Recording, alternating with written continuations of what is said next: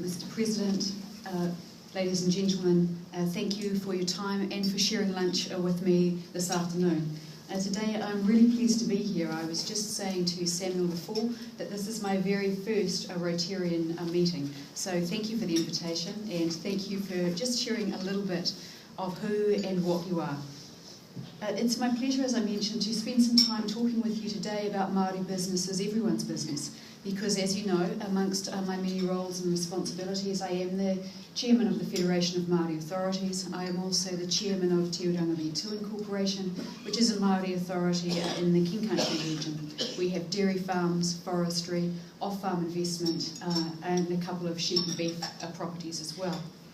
There are a number of metaphors used to describe the Māori economy, which range from sleeping giants to friendly taniwha.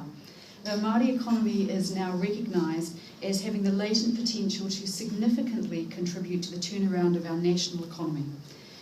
The combination of long-time established successful Māori authorities and the emerging post-settlement iwi authorities now provide us, as Māori, with the leverage to consider new business, new commercial ventures and new opportunities.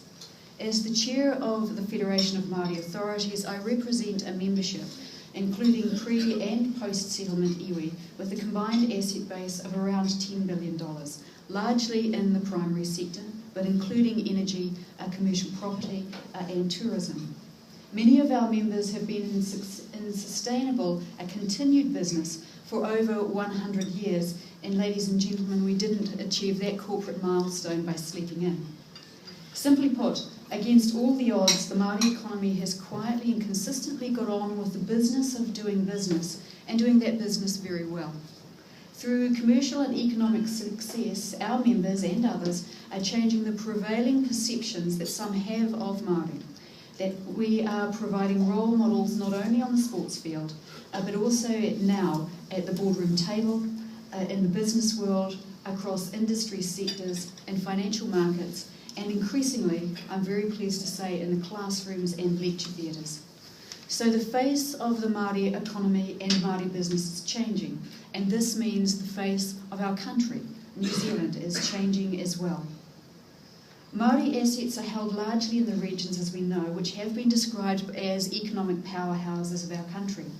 We see the emergence of Tainui Group Holdings as a major influence in the Hamilton City and Waikato region, Tuarupaki Trust and Miraka Limited in Taupo, as well as further south Wakatuan Corporation and Ngai Tahu, both examples of Māori-owned businesses of note.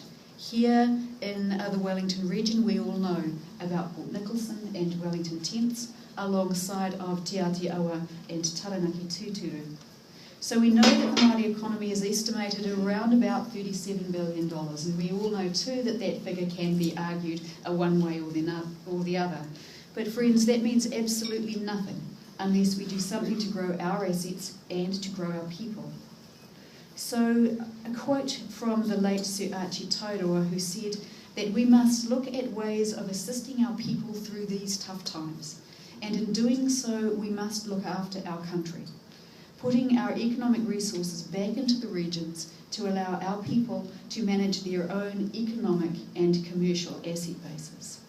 For those of you who knew Sir Archie, he was a man who would break a steel plate at 100 yards.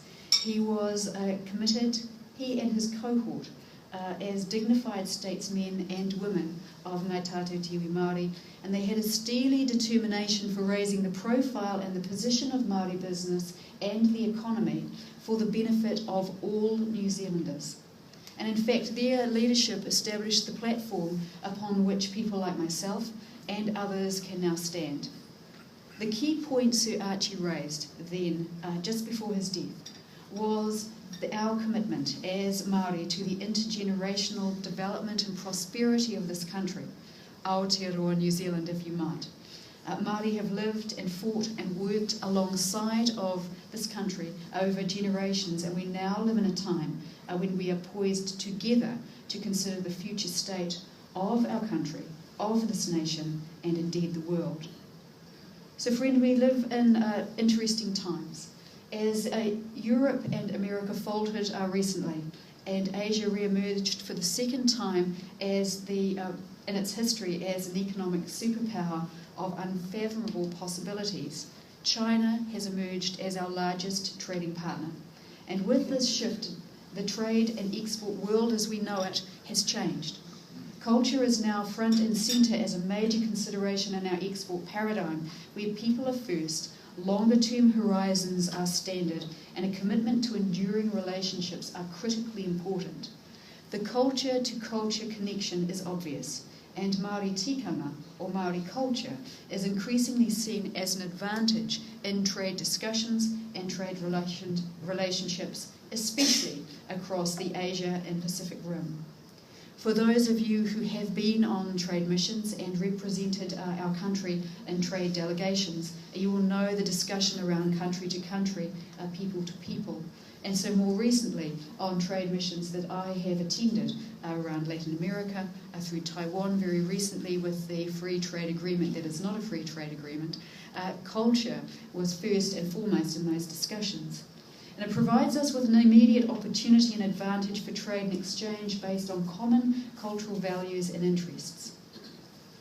After a workshop session recently at the Stanford Māori Business Leaders Bootcamp with Tim Brown, now he's the chief executive of a design think company in San Francisco. Tim was thanked by us in traditional style with a mihi and with a waiata. And he recently posted a thought piece on LinkedIn, commenting on the value of integrating business and culture and posing the question, how much more meaningful might our work be if it was more closely interwoven with our culture?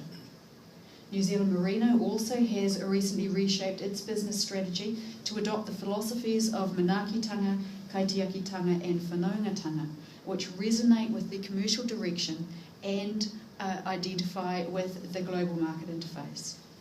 And those of us, we mentioned a little earlier before around sports, those of us who didn't feel the shiver of the All Black haka on Saturday evening and even feel a tear well up at the poignant notes of Pō Atarau. We all burst with pride when we hear Pō Karekareana while offshore. And more recently, for those of you who could stand watching the thrill of the Team New Zealand races this morning, our boat is called Aotearoa, supported not by a billionaire, but by an entire country. And aren't we all incredibly proud of that? So more and more Māori culture is becoming New Zealand's culture. And this is something that as a New Zealander and as a Māori, I am incredibly proud of. And I believe that we can embrace and develop. Further, there is much discussion at the moment around diversity. And while many people immediately think that that is around gender and bringing more women to the board table, and I am for one a champion of that of course, it is also about ethnicity. And it also is about difference. And so how do we bring all of those concepts together to identify diversity as a strength for our country? So we know that there is more to Māori culture than simply an entertainment factor. And as we discussed briefly before, Māori and iwi business is now shaping our cities and our regions and redefining our national culture.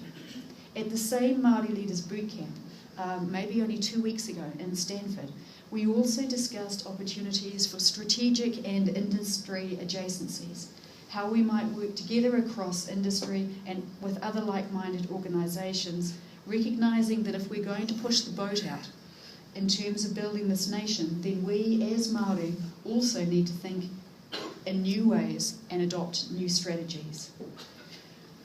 We look forward to joining with the Primary Industry CEO Bootcamp, of which I'm also a member, so I've got a foot in each camp, of course, in November, where we can further our discussions and develop those opportunities. Right now we know, as Māori, there are a number of critical issues that we are discussing. In another of my roles, I am a member of the Iwi Leaders Group, and I also sit on the Iwi Chairs Forum. And so the discussions that we are having at the moment are around natural resources and management, ETS, co-management, asset sales, and the list goes on. The big discussion for us as Māori and as iwi is how can we work together initially alongside of industry and government for the long-term interests of this nation. Maori generally are supportive of strategically aligned international investment when it comes to asset management and asset sales, which retains domestic ownership and acknowledges treaty rights while integrating the very best of Maori, New Zealand and international business minds. I mentioned a little bit earlier before around Te Aropaki and Miraka, which are both outstanding examples of domestic ownership and foreign capital. We also recognise the need to improve the performance and productivity across all of our asset classes through science and technology, business innovation and strategic partners and stakeholders. Friends, simply put, there are only around 700,000 of us on a good day.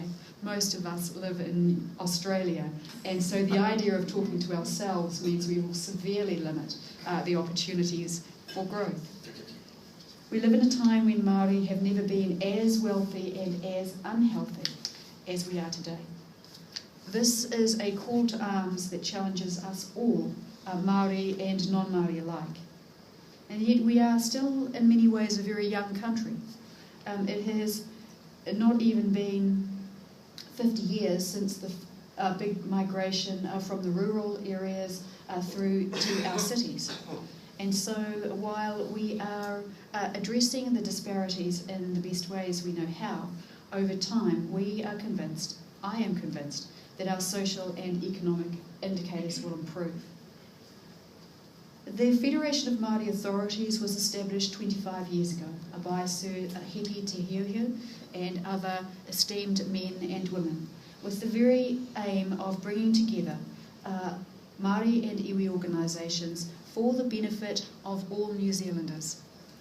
Our whakatauki, or our mission statement or proverb, is Me Uru Kahikatea. And we know that the kahikatea is the tallest tree in the forest in New Zealand, and while they survive individually, kahikatea flourish and grow when standing together. Side by side, their roots intertwined, bound together, safe beneath the earth below. So the concept of co-creation, the concept of working together is not new for us as the Federation, or indeed for Māori. And increasingly, what we are finding are models where this is happening very successfully.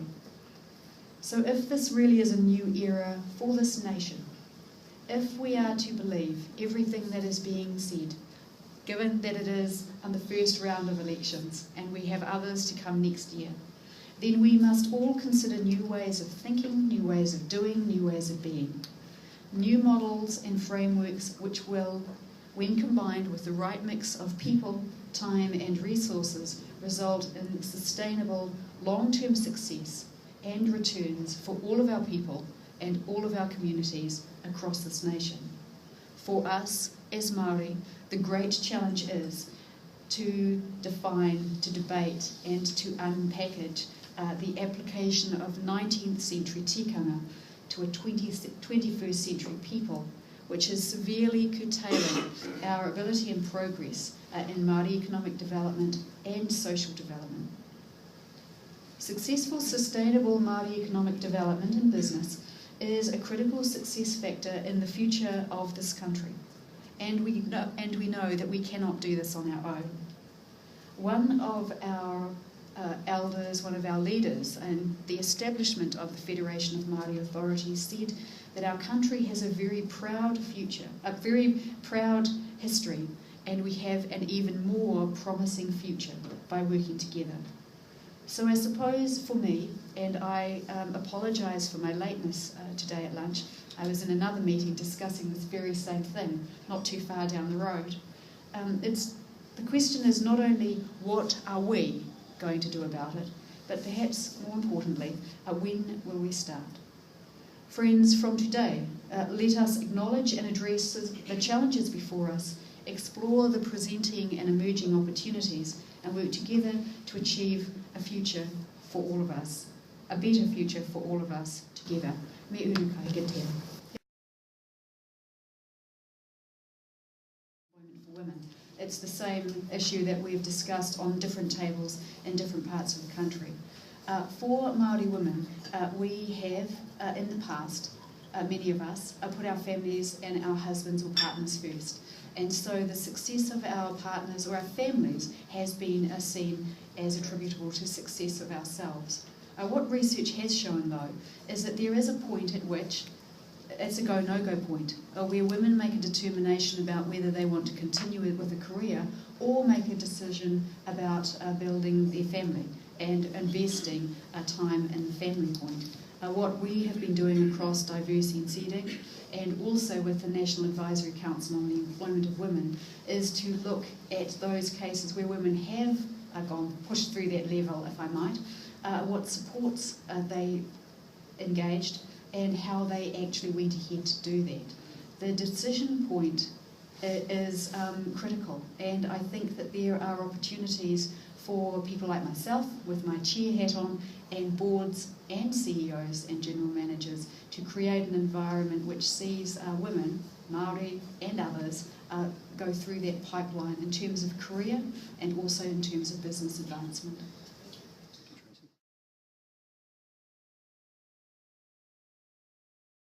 Thank you.